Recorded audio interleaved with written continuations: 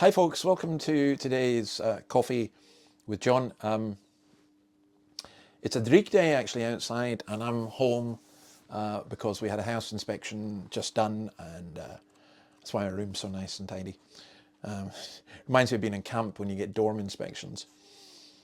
We are, after seeing that wonderful expression of God's love yesterday in verse 10, we're at verse 11. Dear friends, since God so loved us, we also ought to love one another. In fact, we do verse 12 as well. No one has ever seen God, but if we love one another, God lives in us and his love is made complete in us. So I think, well, that's, there's this standard of love that really comforts us. And then there's this challenge that we have to express that in this way. As Jackman says, it's not so much calls for comment as just for grateful obedience. Since God so loved us, and he's referring back to everything, the cross, the whole lot. And the community should be, the church rather, should be a community of love because we are founded upon that love. I remember somebody saying to me, David, I hate what you teach, but I love what you got. Couldn't you have it without Christ? But the point is, we've got it because of Christ and because of what we teach. No one has ever seen God. That John chapter 1 verse 18, he's actually said that as well. So what he's saying is an astonishing thing. He's saying that the Church of Christ on earth reflects the character of God. Now, I've just been involved with a wee Reddit debate with some people attacking my church.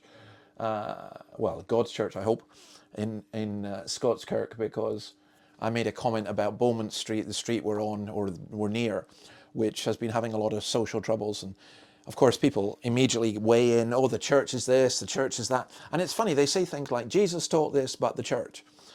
And I want to say, we want to reverse that in a sense. We want to say people see how the church behaves. And why do you behave like this? Why are you people like this? It's because of Christ and because of what he has done. Everyone will know that you're my disciples if you love one another. It's kind of the mark of being a Christian. And I think in our society, which is so cynical and talks about love but sees so little of it, that's what we need to see in the church. And I don't think you get that from a church where people turn up, listen to a sermon, go away, come once on a Sunday, maybe once every 3 Sundays or whatever, talk about being Christians, but they don't just see that community of love. Dear friends, we ought also to love one another. I don't know, I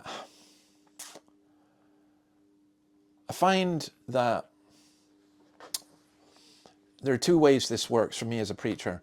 One is I go out and meet with people and I discuss things and I argue, and if you like, I defeat defeater beliefs. But then I need to be able to take people to a church where I can say, look, you see this in action.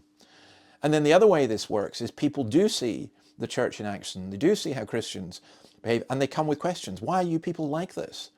And then for me as a preacher, it's then much easier to explain it's because the Son of God loved us and gave himself for us.